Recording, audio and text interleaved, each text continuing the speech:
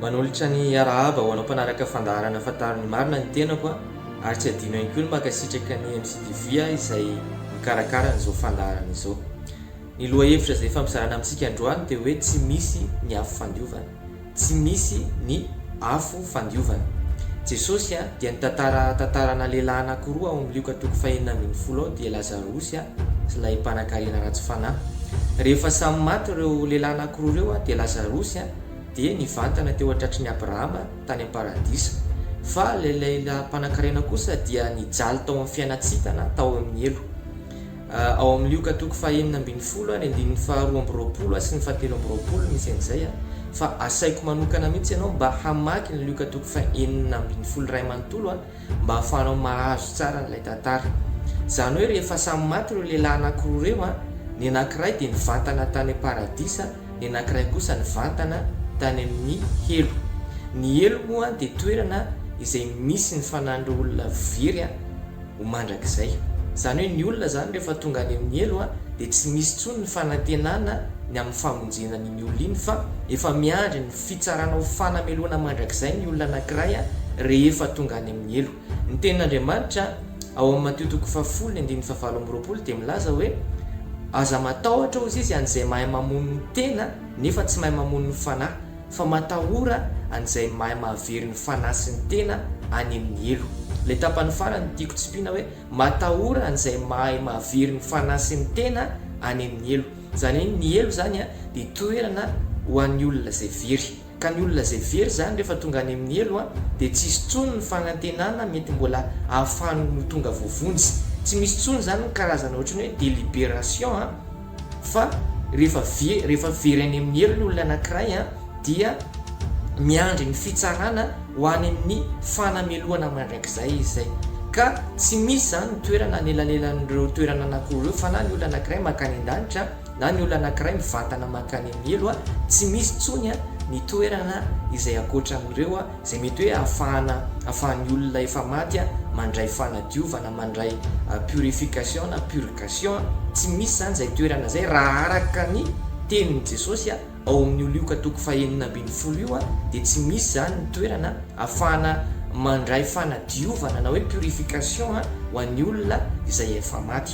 Fa ny purification dia tsy misy afa-tsy ny amin'ny ran'ny Jesosy ihany.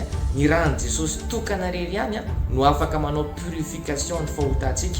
Ao amin'ny epistiliny Jaona 1:1 ny 7 misy an'izay.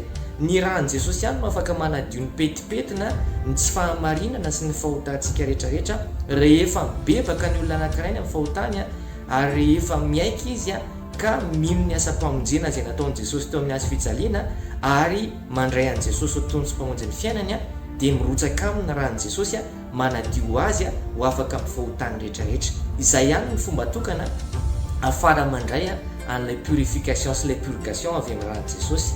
Izany hoe ny olona velona nefa no afaka mibebaka ny amin'ny fahotany sy afaka mandray an'i Jesosy. Ny olona maty tsy afaka manao an'izay intsony. Ka ny purification sy ny fanadiovana zany dia ho an'ny olona izay mbola velona, ary ny ran'ny Jesosy ihany no afaka manao an'izay purification sy purgation ho amin'ny fanahintsika izay, afaka manao an'izay expiation, fanadiovana, famafana fahotana amin'ny fanahintsika olombelona izay. Dia tsy misy afa-tsy ny ran'ny Jesosy, ary ny olona izay velona ihany no afaka manatanteraka, afaka manapa-kevitra ny handray an'i Jesosy ka mandray an'izay ran'ny Jesosy izay manadio ho afaka amin'ny fahotana izay.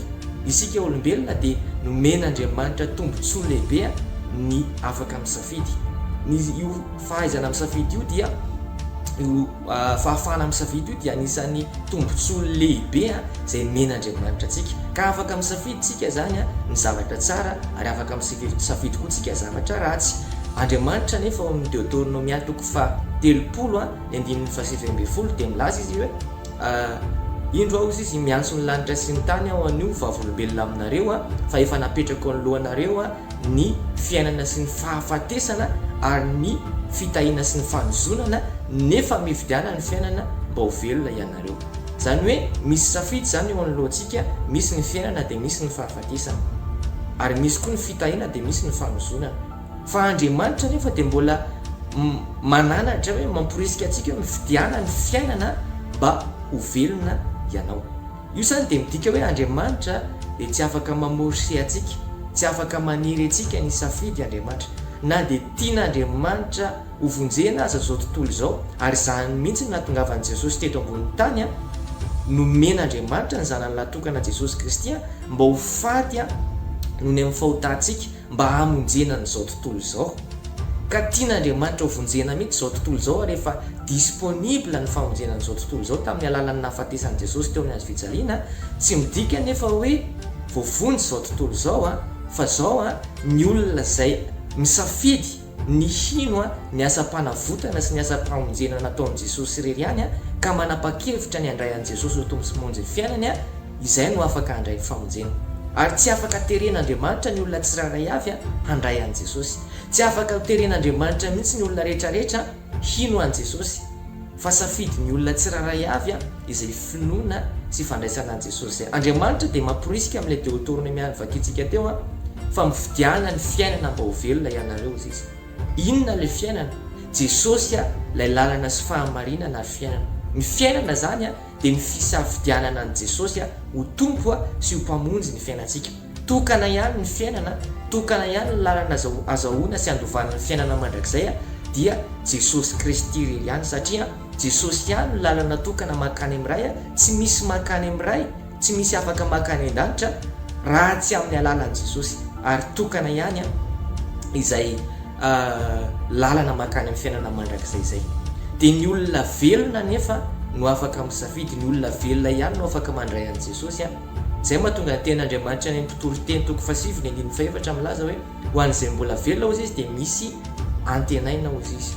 Zany hoe mbola misy fanantenana ho an'ny olona rehetra izay mbola velona, satria ny olona izay velona rehetrarehetra dia mbola azo antenaina izy fa mety mbola afaka handray an'i Jesosy sy hino an'i Jesosy izy ka ahafahany mandova ny fiainana mandrakizay. Fa ny olona efa maty zany dia tsy misy azo atao aminy intsony raha toka tsy nandray an'i Jesosy izy fony mbola fahavelony. Fa ny olona anankiray rehefa tsy manana an'i Jesosy ka maty dia mivantana makany amin'ny elo ary ho very mandrakizay, ho tafasaraka amin'Andriamanitra mandrakizay izy. Noho izany zava-dehibe ny fahavelomantsika androany. Matoa ianao mbola velonaina, maheno an'izao fandaharana izao, mahita an'izao fandaharana izao dia tian'Andriamanitra ianao hisafidy ny fiainana. Andriamanitra nefa dia tsy afaka maniry ianao mihitsy amin'izay safidinao izay, fa mifidiana ny fiainana, mifidiana an' Jesosy. Raiso Jesosy dia mbola velona ianao, aza miandry fotoana fa manapa-hevitra ny hibebaka any amin'ny fahotanao rehetrarehetra, manapa-hevitra ny handray an'i Jesosy ho tombo sy mpamonjy ny fiainanao, fa ny famonjenanao dia efa vonona Jesosy dia vonona ny anadio anao, vonona ny amela ny fahotanao rehetrarehetra, ary vonona ny anovanao lasa olo-baovao raha toa ianao ka vonona ny handray azy ho tompo sy mpamonjy ny fiainanao, ary vonona ihany koa ny hino ny asa-pamonjena izay vitan'i Jesosy ho anao teo ambony azo fijaliana. Noho izany raiso Jesosy dia ho velona ianao ho voavonjy ny fanahinao. Izay ihany koa ny fandaharantsika tamin'ity androany ity. Ankasitrany ianao izay nanaraka hatramin'ny farany dia mirary soa, mirary famonjena ho antsika tsiraray avy dia samy tahiny Jesosy daholo.